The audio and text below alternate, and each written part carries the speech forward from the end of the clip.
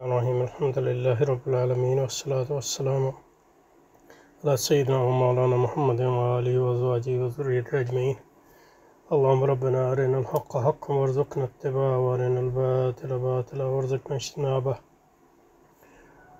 اللہم ارنا حقائق الاشیاء کما ہی اللہم ارنا حقائق الاشیاء کما ہی ربنا زدنا علما وعملا واخلاصا یا رب العالمین اللهم فرج عنا وعن إخواننا في غزة في فلسطين كلها ونفس كربنا وكربهم وثبت أقدامنا وأقدامهم والتف بنا وبهم يا أرحم الراحمين وصلى الله تعالى على رسول خير خلق محمد وآله وصحبه وأزواجه وذريته أجمعين۔ اچھا جی، یہ مضمون پڑھتے ہیں۔ یہ موجودہ انتخابات میں اسلامی جماعتوں کی شکست پہ، خاص طور پہ جماعت اسلامی کی شکست کے تناظر میں لکھا گیا ہے، ہوتا ہے زیادہ پیما پھر کارواں ہمارا تمہید۔ گزشتہ انتخابات کی طرح 2024 کے انتخابی نتائج غیر متوقع طور پر ہمارے لیے حوصلہ شکن رہے، یعنی اس جماعت اسلامی کے لیے اور دینی جماعتوں کے لیے بھی۔ اس تناظر میں اس بات کا خطرہ ہے کہ جماعت کے کارکنوں میں مایوسی اور ناامیدی پھیلے۔ اس سے بچنے کے لیے ضروری ہے کہ ہم اپنی تصویراتی حکمت عملی کی تشکیل نو کی طرف توجہ دیں۔ تصویراتی اور حکمت عملی تو ایک ہی چیز ہے، تو اب یہ نہیں پتہ کہ کیوں ان کو ساتھ استعمال کیا ہے۔ تو اردو لغت کے مطابق جو تصویر کا مطلب ہے، ایسے تو تصویر کا جو عمومی مطلب ہے وہ جال اور فریب، لیکن فوجی اصطلاح میں فن لشکر کشی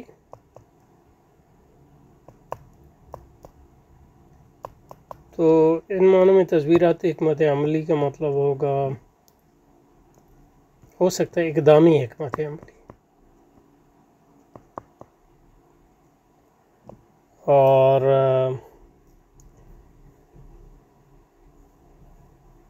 جنگی چال حکمت عملی۔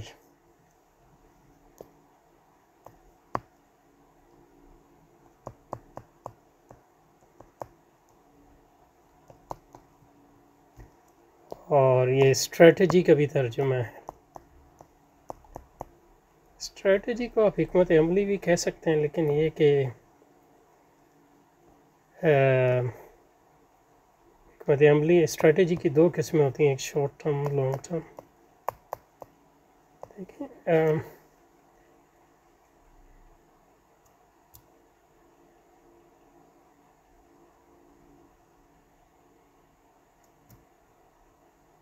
اس کا استعمال جو ہے زیادہ ان کو نہیں ملا کیونکہ اس کی مثال نہیں دی ہے۔ تو ایک اسناد جو دی ہے انہوں نے پاکستان کا المیہ 1973، صورتحال سے عہدہ برا ہونے کے لیے نہ کوئی جامع منصوبہ بندی تھی اور نہ ہی کسی خاص حکمت عملی پر عمل ہو رہا تھا، نہ ہی کسی سوچی سمجھی تصویراتی اور تدبیراتی چیز پر۔ تو یہاں حکمت عملی بھی پہلے استعمال کیا اور پھر تصویراتی استعمال کیا تھا۔ اس کا مطلب ہے کہ کچھ فرق تو ہوگا۔ انگریزی میں اسٹریٹجی کا کیا مطلب؟ اسٹریٹجی کا مطلب ہے plan of action to achieve long term اور اوور آل ایم۔ تو تصویراتی حکمت عملی کہہ سکتے ہیں کہ یعنی مطلب ہے طویل الامد حکمت عملی، ٹھیک ہے،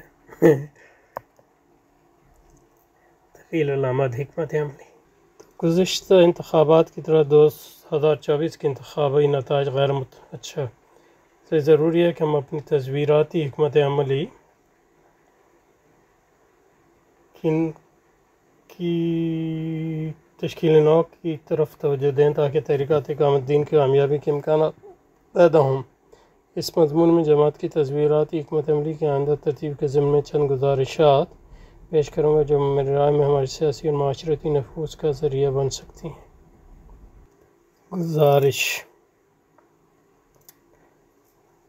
گزارش جو ہے زیر سے بھی لکھا جاتا ہے، لیکن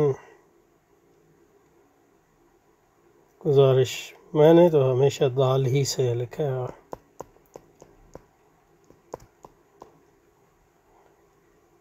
پیش کروں گا جو میری رائے میں ہماری سیاسی اور معاشرتی نفوذ کا ذریعہ بن سکتی ہیں.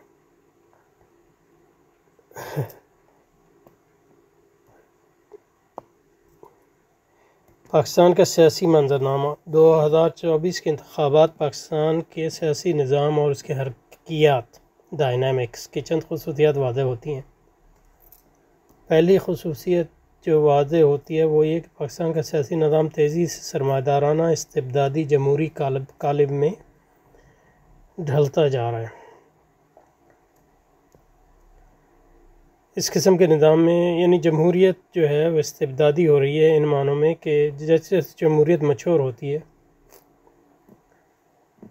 اس میں سرمایہ داری کے علاوہ جو بھی آلٹرنیٹیو ہوتے ہیں یا متبادل ہوتے ہیں وہ ان کا پنپنا جو ہے مشکل سے مشکل تر ہوتا چلا جاتا ہے. اس قسم کے نظام میں سرمایہ دارانہ عدل کے قیام کے اظہار کے مواقع بڑھتے جاتے ہیں. یعنی ہر ایک کو جو ہے کیک کا حصہ تھوڑا تھوڑا ملتا ہے تو سب خوش ہوتے ہیں.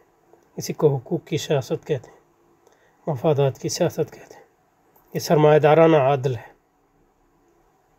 لوگ جو ہے ان کی ساری تگدا سیاسی تگدا کا مقصد یہ ہوتا ہے کہ کیک میں جو ہے اپنا حصہ, اور اسی بنیاد پہ جو ہے لوگ تحرک کرتے ہیں, اور جو لوگوں کو زیادہ سے زیادہ لالچ دے سکتے ہیں اور انفرادی سطح پہ اور اجتماعی سطح پہ وہ کامیاب ہوتے ہیں. اس قسم کے نظام میں سرمایہ دارانہ عدل کے قیام کے اظہار کے مواقع بڑھتے جاتے ہیں. عوام کا ایک بڑا اور فعال حصہ عمومی سرمایہ دارانہ مفادات کی جدوجہد کو گروہی مفادات پر ترجیح دینے لگتا ہے. یعنی گروہی یعنی برادری یا زبان کی بنیاد پر یا علاقائی بنیاد پہ, بلکہ یہ ہے کہ انفرادیت بڑھتی جاتی ہے اور ہر فرد جو ہے یہ سمجھتا ہے کہ سرمایہ داری کے فروغ کے نتیجے میں اجتماعی طور پہ بھی ملک کے ترقی کرنے کے نتیجے میں جو ہے ہر ایک کو جو ہے اس کے حقوق ملیں گے یا اس کے سرمایہ دارانہ مفادات کا تحفظ ہوگا. روایتی مفاداتی وابستگیاں کمزور ہوتی جاتی ہیں, چاہے وہ علاقائی ہوں یا گروہی ہوں یا زبان کی بنیاد پہ ہوں یا برادری کی بنیاد پہ ہوں. اور سرمایہ دارانہ انفرادی شناخت فروغ پڑتی ہے, یعنی انفرادیت بڑھتی جاتی ہے. اس کو انڈیویجولزم کہتے ہیں.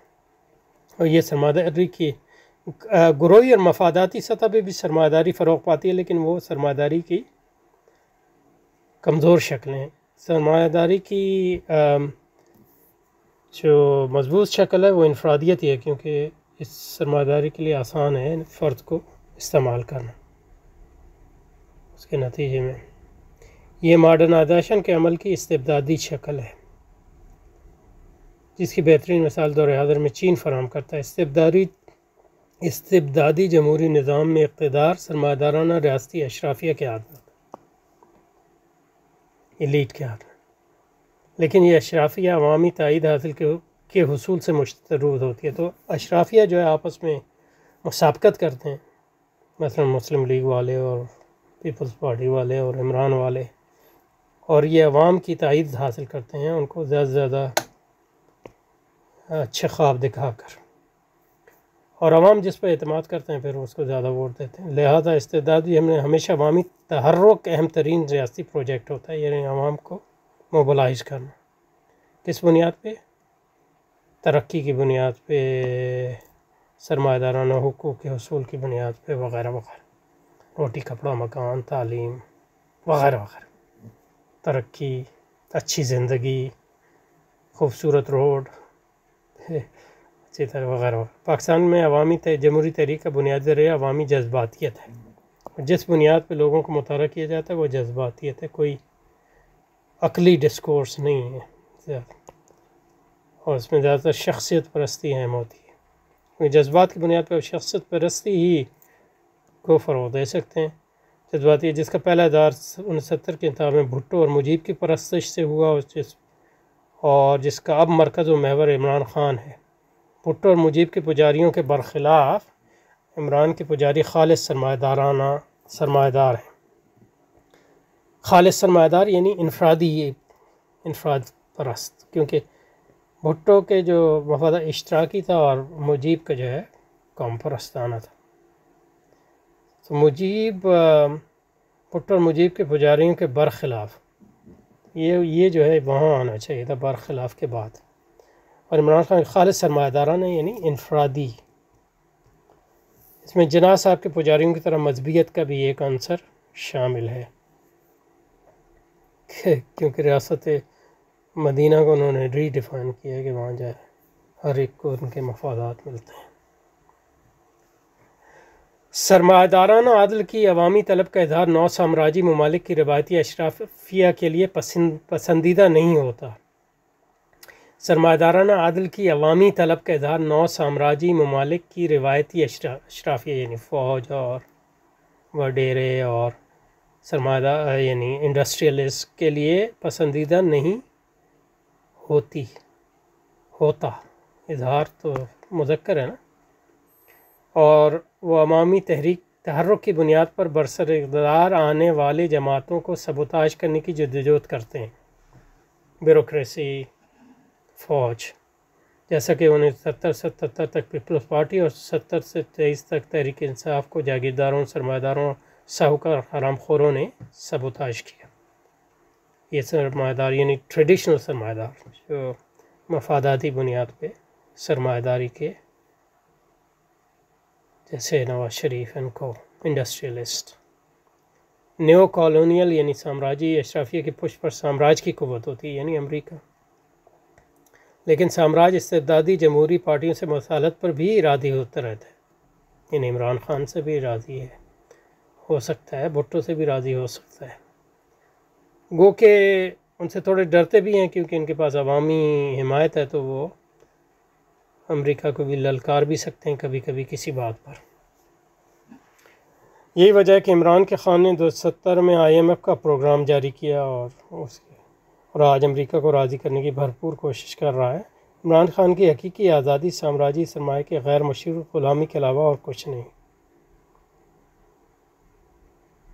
حقیقی آزادی لہذا اگلا عنوان یہی ہے کہ پاکستان کا سیاسی نظام استبدادی جمہوری کالم میں ڈھلتا چلا جائے گا،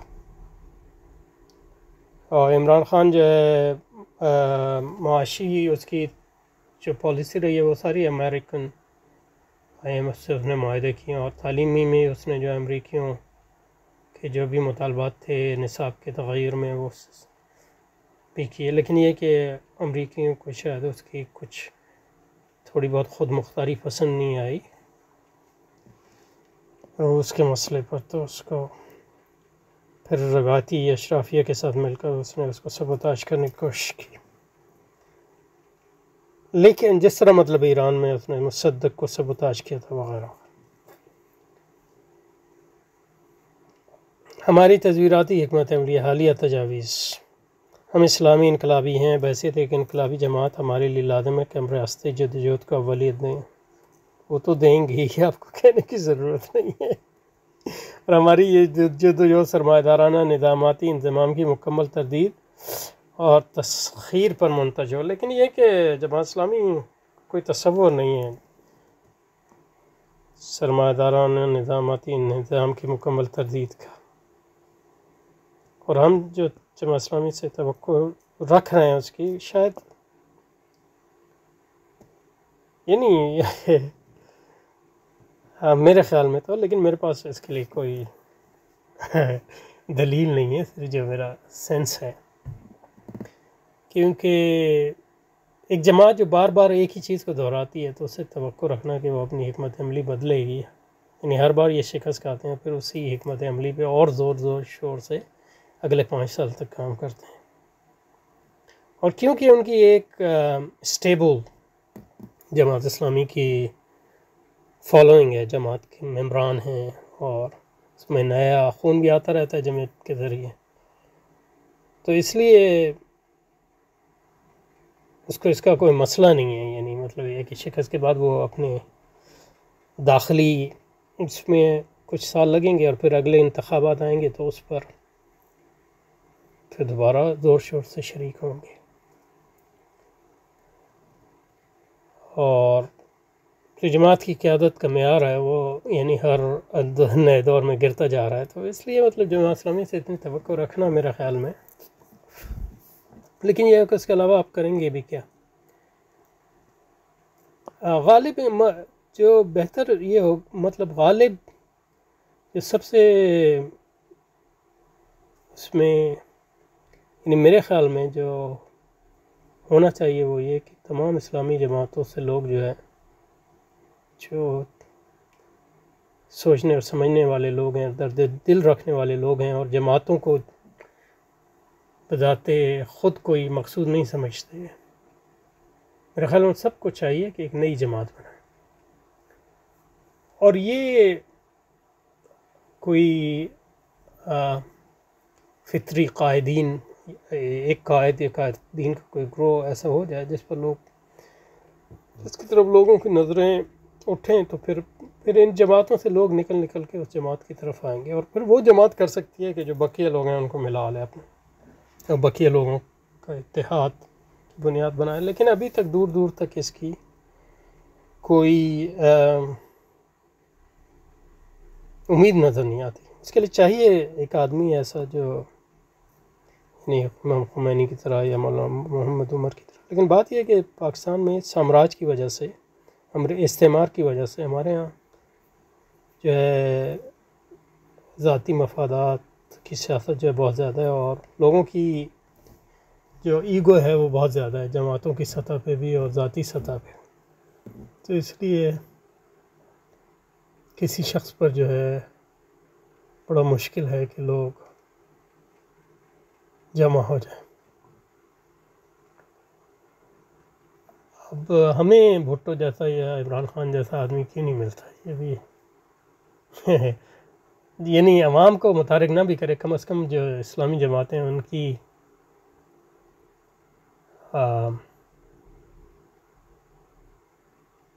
اس کو تو کیپچر کرے توجہ کو.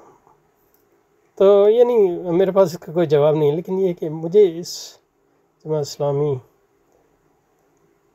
سے اتنی امید نہیں ہے کہ وہ اپنی حکمت عملی بدلیں گے. اور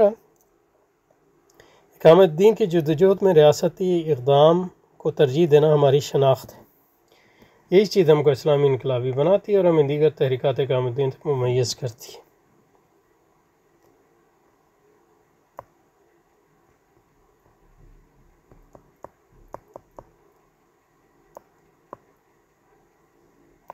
تو انفرادی اصلاح والے لوگ ہیں، معاشرتی اصلاح والے لوگ ہیں، اور ہم لوگ ریاست کی سطح پہ کام کرنے والے لوگ ہیں. یہ ہماری شناخت ہے.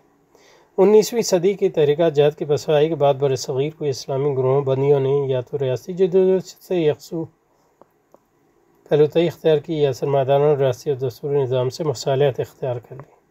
اور حقیقت یہ ہے جماعت نے بھی مصالحت ہی اختیار کی ہے، اس کے علاوہ کیا ہے. مولمودودی وہ واحد بر صغیر کے مولمودودی بر صغیر کے وہ واحد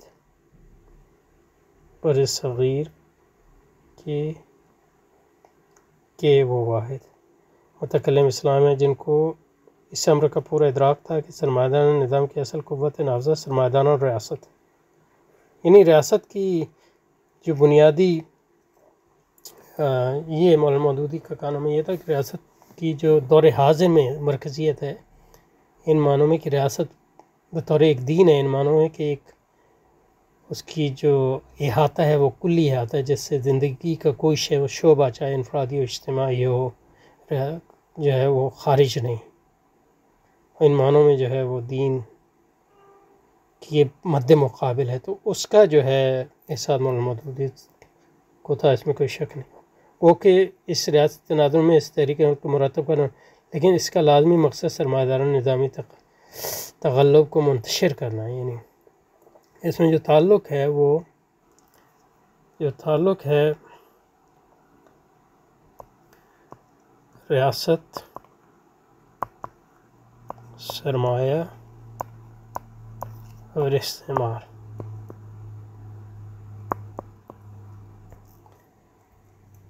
اب وہ جو ہے بہت گہرا ہے. تو ریاست جو ہے وہ سرمایہ کا آلہ ہے. سرمایہ جو ہے وہ کلی ہے، اس لیے ریاست بھی کلی ہے، اس کا احاطہ بھی کلی ہے. اور ایسی کلیت کی جو جستجو کی جو شکل ہے وہ استعمار ہے ساری دنیا کی سطح پہ. اور جب تک یہ سرمایہ ہے اس کا غلبہ ہے، ریاست کا بھی غلبہ ہے اور استعمار کا بھی غلبہ ہے. اور اس سرمایہ کے غلبے کو ختم کرنے کے لیے ایک نئی ریاست جو اس ریاست کے مد مقابل ہو اور اس کے بالکل ضد ہو وہ قائم کرنا، تاکہ وہ ریاست جو ہے اس ریاست پر غالب آئے، اس کو منتشر کر سکے، استعمار کو بے دخل کر سکے اور بالآخر سرمایہ کو بے دخل کر سکے، پہلے اپنے اپنے ممالک میں پھر ساری دنیا سے. ٹھیک ہے، یہاں پہ رکتے ہیں انشاءاللہ. سبحانک اللہ، پھر اس کو جاری رکھیں. سبحانک اللہ و بحمدک، نشہد ان لا الہ الا انت، نستغفرک و نتوب الیک.